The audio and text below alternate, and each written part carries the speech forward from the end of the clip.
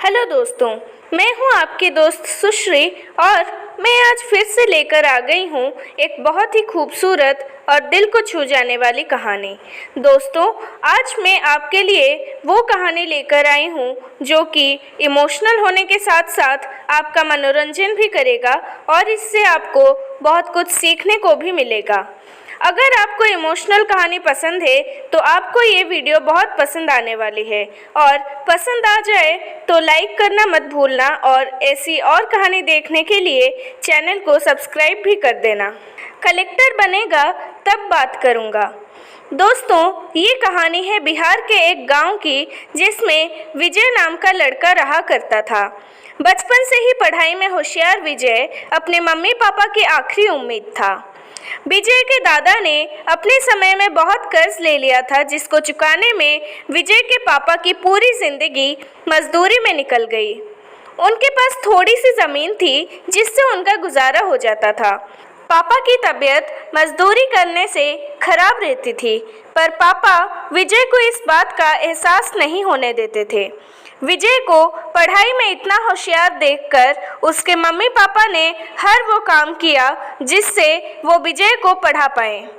विजय की कॉलेज की पढ़ाई खत्म हो गई थी और वो एक छोटी सी नौकरी करने लगा था जिससे उसका खर्चा निकल जाता था और साथ में वो कलेक्टर बनने की तैयारी भी कर रहा था। विजय अपने वक्त का एक मिनट भी फालतू में नहीं गुजरने देता था। विजय ने पूरा समय पढ़ाई और नौकरी में ही लगा दिया।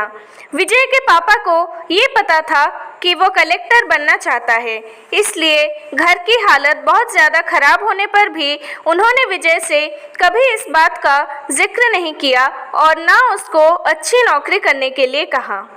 लगातार 2 साल तक विजय पास नहीं हो पाया। उसके बाद भी उसके पिता ने अपना घर और ज़मीन गिरवी रखकर विजय को आईएएस की कोचिंग ज्वाइन करवाई और उसकी नौकरी भी छुड़वा दी और केवल पढ़ाई करने को कहा।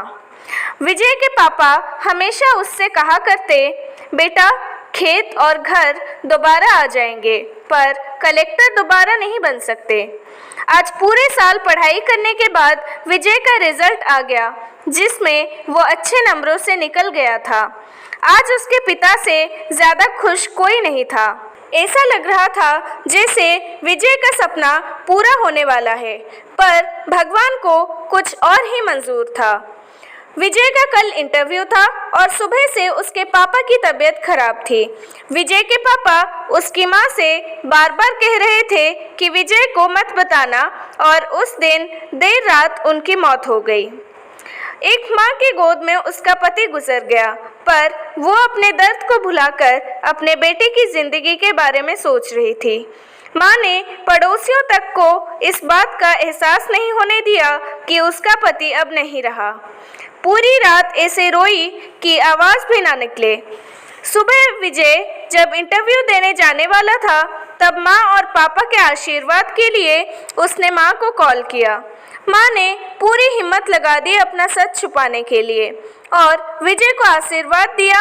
और जब विजय ने पापा से बात करने को कहा तो माँ बोली, पापा अब तुमसे बात नहीं करेंगे, वो कलेक्टर से बात करेंगे। इतनी बात करके माँ ने फ़ोन रख दिया। विजय का जब इंटरव्यू हो गया तब उसे बताया गया कि उसके पिता की तबीयत खराब है, उसको तुरंत घर जाना पड़ेगा। विजय को एक पल नहीं लगा अपने पिता की हालत समझने में। घर पहुंचकर पिता के पैरों में गिरकर वो ज़ोर ज़ोर से रोने लगा और कहने लगा, पापा उठो, देखो मैं कलेक्टर बन गया। आज उसके पिता को वो खुशी मिली थी जिसका उनको वर्षों से इंतज़ार था, पर आज वो इस दुनिया में नहीं थे। भगवान विजय के पिता की ज़िंदगी में सुख लिखना ही भूल गया था। पहले वो अपने पिता के कर्ज में ज़िंदगी भर मजदूरी करते रहे और फिर बेटे के सपनों में घर और ज़मीन गिरवी रखनी पड़ी। वो ज़िंदगी में कर्ज लेकर आए थे और कर्ज ही लेकर चले गए। विजय के पिता को भले ही जिंदगी में कुछ हासिल ना हुआ हो, पर वो अपने लड़के को इस काबिल बना गए कि वो अपने 7 पुश्तों को बैठे बिठाए खिला सकता है। और विजय की माँ ने उस रात वो किया जिसको करने का जज्बा बहुत कम लोगों में होता है। जब विजय कलेक्टर बनकर घर आया तब माँ ने विजय से कहा, बेटा तुम आज इतने बड़े बन गए हो कि हजारों गरीबों का भला कर सकते हो। जब भी तुम्हारे सामने कोई गरीब मदद मांगने आए तो अपने पिता और मेरे बारे में सोचना। मैं तुम्हारे बराबर पढ़ी लिखी और समझदार तो नहीं हूँ, पर इतना ज़रूर जानती हूँ कि गरीब आदमी की बहुत मजबूरी होती है।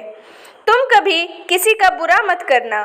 दोस्तों, इस कहानी से हमें ये सीख मिलती है कि वक्त कितना भी खराब हो, हम उसे बदल ज़रूर सकते हैं।